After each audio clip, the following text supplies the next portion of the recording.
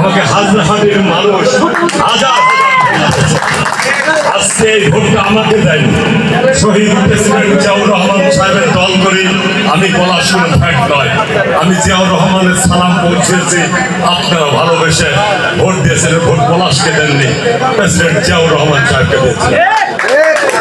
আজকে আমি সর্বদাই এই মাটির প্রতি ঋণী এবং আল্লাহ তাআলার কাছে প্রার্থনা করি খোদা তাআলা যদি সামান্য কোনো সুযোগ দেয় সেই সুযোগটা যেন এই ভারতটা ব্যয় করতে পারি।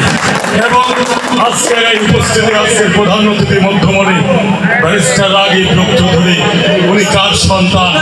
এই হালদাহাটির মাটি অত্যন্ত প্রাচীন মাটি, এখানে যারা বাস করেন আমরা গর্ব করি।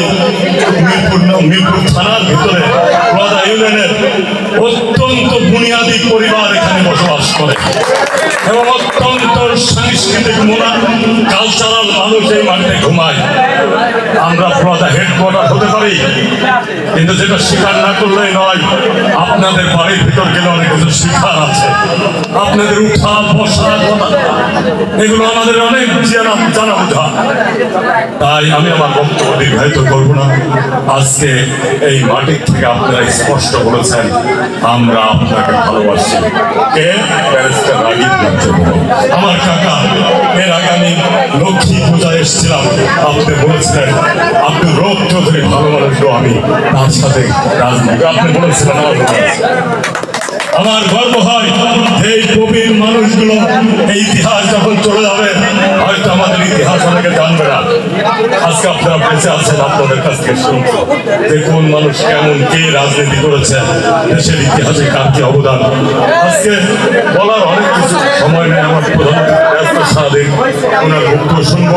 সবচাইতে বেশি ভালো লেগেছে ওনার ভাষা, একটা মেয়ে মানুষ আজকে উনি যে ভাষায় বক্তব্য দিয়েছেন, অনেক জেলা পর্যায়ে অনেক নারীকে দেখলে এই ভাষায় আমার কাকা বক্তব্য দিয়েছেন, আপনাদের কাছে শেখার আছে। যাই হোক, আমি আমার বক্তব্য দীর্ঘায়িত না করে আপনাদের আতিথ্যতায় মুগ্ধ হয়েছে আমরা, আমার নেতা মুগ্ধ হয়েছেন, উনি মুগ্ধ হলেই আমরা মুগ্ধ। উনার জন্য উপরে একজন আছেন, আমরা আমাদের ধর্ম থেকে যে ডাকি আপনার ধর্ম থেকে আপনার স্বাধীনতায় ডাকবেন। প্রত্যেকটা ধর্মের নীতি হচ্ছে ভালো থাকো, ভালো কাজ করো, কোনো ধর্ম খারাপ কাজকে গুরুত্ব দেয়। আমি মনে করি আপনারা আমরা সবাই সেই জনের কাছে প্রার্থনা করব আমাদের নেতা যেন এই মাটিতে নেতৃত্বের আসনে বসে আমাদের প্রার্থনা আপনি কবুল করেন। আপনার কাছে আমাদের দাবি আমাদের নেতা যেন আমাদের করতে হয়েছে।